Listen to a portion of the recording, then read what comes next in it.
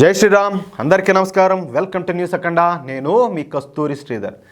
నాకు తెలిసి ఈ న్యూస్ను మీరు ఇంతవరకు ఖచ్చితంగా వినే ఉంటారని చెప్పి నేను అనుకుంటున్నా. కానీ ఒకసారి మళ్ళీ మన న్యూస్ అఖండాలో చెప్పాలా, ఖచ్చితంగా ఇలాంటి న్యూస్ మనం చెప్పుకొని తీరాలని చెప్పేసి ఈ న్యూస్ను మీ ముందుకైతే తీసుకువచ్చిన.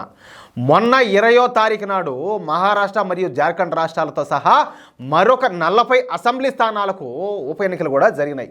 ఈ 40 అసెంబ్లీ ఎన్నికల్లో ఉప ఎన్నికల్లో బీజేపీ సగానికి సగం గెలుచుకుంటే, అంటే 20 అసెంబ్లీ స్థానాలను గెలుచుకుంటే కాంగ్రెస్ పార్టీ కేవలం 7 అసెంబ్లీ స్థానాలు మాత్రమే కైవసం చేసుకునేది. అర్థమైందా?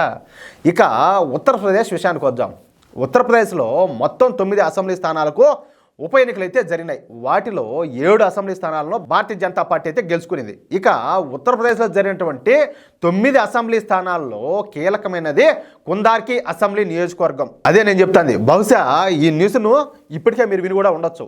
నిజానికి ఈ కుందార్కి అసెంబ్లీ నియోజకవర్గంలో ముస్లింల జనాభా చాలా ఎక్కువగా ఉంటుంది. అంటే దాదాపు 60% మంది ముస్లింలే ఉంటారు ఈ నియోజకవర్గంలో. అటువంటి ఈ కుందర్కి అసెంబ్లీ నియోజకవర్గం నుంచి భారతీయ జనతా పార్టీ తన అభ్యర్థిగా రామ్వీర్ సింగ్ని అయితే నిలబెట్టింది. అయితే బీజేపీ అభ్యర్థి అయినటువంటి ఈ రామ్వీర్ సింగ్కు పోటీగా ఏకంగా 11 మంది ముస్లిం అభ్యర్థులు అయితే పోటీ చేశారు. ఎంతమంది?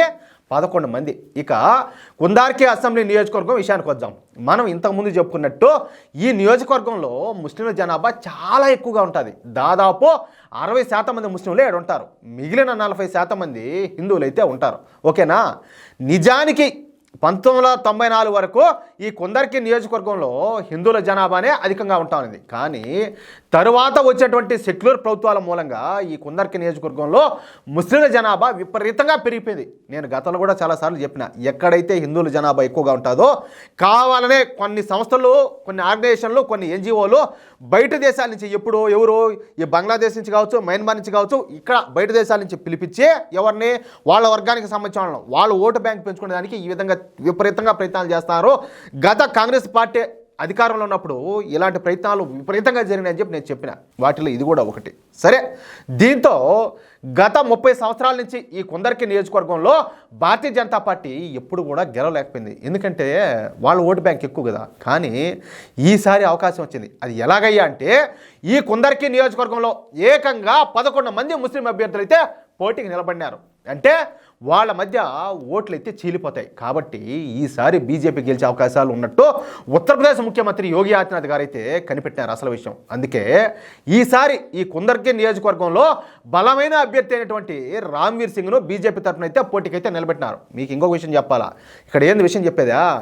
లాస్ట్ టైం రీసెంట్గా జరిగిన ఈ ఉత్తరప్రదేశ్ అసెంబ్లీ ఎలక్షన్స్లో కూడా ఆయన కేవలం 2000 ఓట్ల చిలుకు తేడాతోనే ఆయన ఓడిపోయినారు. ఇక రామ్వీర్ సింగ్ గత 2 నెలల నుంచి ఈ కుందర్కి నియోజకవర్గం మొత్తం కూడా తిరుగుతా హిందువుల్లో ఐక్యత తీసుకురావడానికి విశ్వ ప్రయత్నం చేశారు. గత 2 నెలల కాలంలో ఈ రామ్వీర్ సింగ్ దాదాపుగా 120 గ్రామాల్లో పర్యటించి హిందువులందరినీ కూడా ఒకటి చేశారు. ఏది కులాలకు, వర్గాలకు, వర్ణాలకు అన్నిటికీ అతీతంగా హిందువులందరినీ ఏకం చేశారు.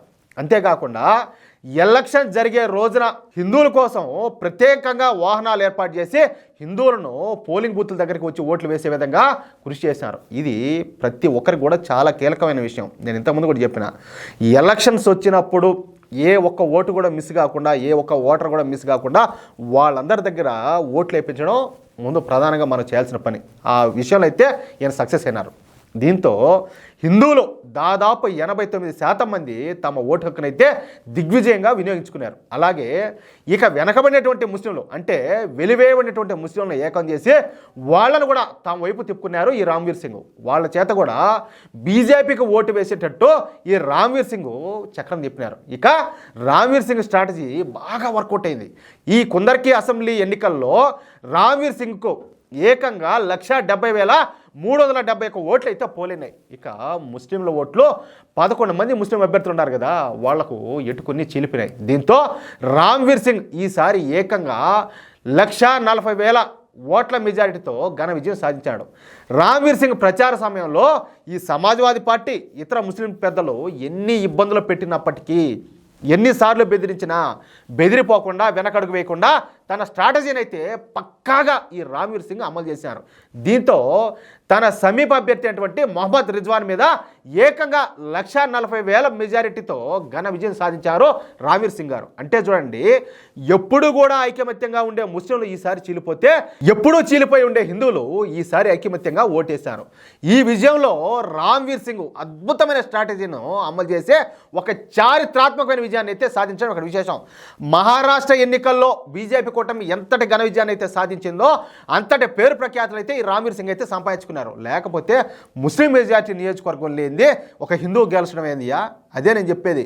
హిందువులు ఐకమత్యంగా ఉంటే మన హిందూ సమాజానికి కావచ్చు, లేకపోతే మన దేశానికి కావచ్చు, ఎదురు లేదు తిరుగు లేదు అనడానికి ఇదొక ప్రత్యక్ష ఉదాహరణ. ప్రతి ఒక్కరు అర్థం చేసుకుంటారని చెప్పేసి మిమ్మల్ని అందరినీ కూడా వేడుకుంటున్నా. ఓకేనా? మీకు ఈ న్యూస్ నచ్చితే, అదేవిధంగా నేను చెప్పింది కరెక్ట్ అని చెప్పి మీరు భావిస్తే ఈ న్యూస్ను దయచేసి ప్రతి ఒక్కరు కూడా నలుగురికి షేర్ చేసే ప్రయత్నం అయితే చేయండి. అలాగే తప్పనిసరిగా ప్రతి ఒక్కరూ మీ యొక్క అమూల్యమైన అభిప్రాయాలను కామెంట్ రూపంలో తెలియజేయండి. ప్లీజ్. జై శ్రీరామ్.